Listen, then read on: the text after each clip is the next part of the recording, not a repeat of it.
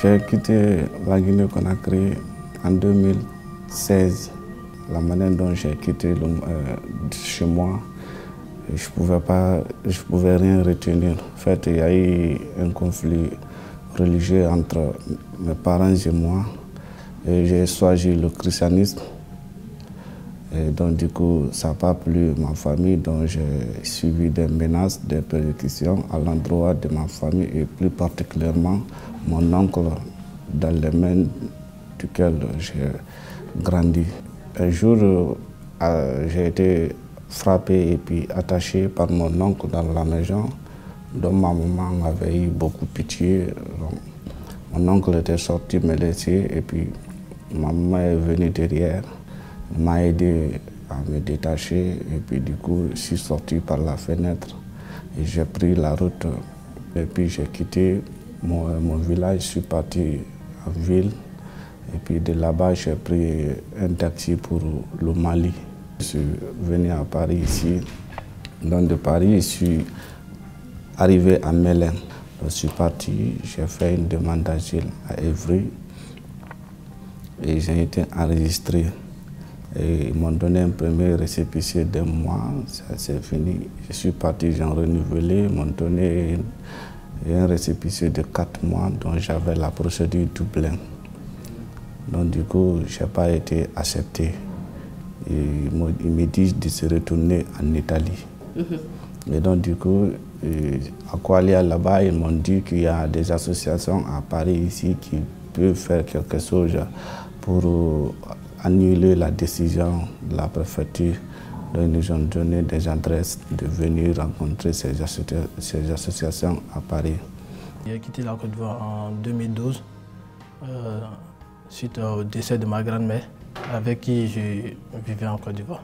Le 17 novembre 2007, et quand je suis arrivé là, je vivais dans la rue et je dormais dans les gares de métro en bordure de route. Un jour on était là. Et on n'avait même plus 1 centime pour manger. Et moi, j'avais la honte de faire la marche, de demander, donc j'étais dans mon coin. Et un soir, aux environs de 16 h, on était là, on ne savait pas comment manger. Et on a un Soudanais qui était parmi nous qui nous a dit, mais il y a une église non loin d'ici où nous, on va manger chaque jour sans payer quelque chose. Donc si vous voulez aussi, vous venez et vous partez manger. Et là, quand nous sommes arrivés, il y avait la nourriture, il y avait la vie, il y avait la chaleur.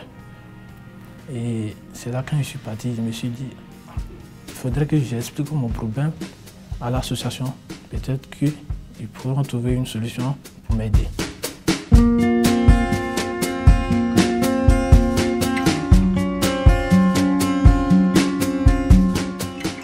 Frédéric Bance, je suis le directeur pédagogique de l'Institut du Marais Charlemagne-Paulès. C'est un établissement qui accueille des enfants de la 3e au bachelor, 3e, seconde, première terminale, BTS, bachelor. Il se trouve qu'on a accueilli donc actuellement 7 migrants, mais ça s'est fait très naturellement en fait. C'est une histoire d'amitié, de fraternité, de compagnonnage, voilà. Les professeurs se sont portés volontaires pour donner des cours supplémentaires en mathématiques, en français, parce que ces élèves ont un niveau correct globalement, mais parfois il y a des trous dans les programmes. Ils n'ont pas évidemment fait les mêmes programmes. Donc il faut rattraper en mathématiques, en français, en physique, en anglais, en espagnol. Donc les professeurs se sont portés volontaires. Et au lieu de se poser des problèmes, on a essayé tout de suite de trouver des solutions. Donc quand on fonctionne comme ça marche tout le temps en fait. Donc les élèves ont été très bien accueillis. En plus, ces enfants participent énormément à la dynamique de l'école et aux dynamiques de la classe. C'est-à-dire qu'ils sont quand même des exemples pour les autres. Nous, chefs d'établissement, on a dit à tout le monde que c'était normal d'accueillir. Et donc, en fait, derrière, tout le monde a trouvé ça normal. On n'a pas parlé, évidemment, des problèmes d'assurance, des problèmes de règlement, des problèmes d'âge, etc. On a évoqué la joie d'accueillir les autres. Et à partir de là, c'est un geste humaniste, fraternel et universel aussi, catholique. Parce que cette école nous a donné la joie de vivre. En plus de l'association, nous avons trouvé un endroit pour s'intégrer dans la société. Et c'est cette école. Dans cette école où nous sommes respectés, où nous pouvons parler, où nous pouvons nous exprimer et atteindre le savoir qu'ils donnent aux autres élèves sans faire de distinction.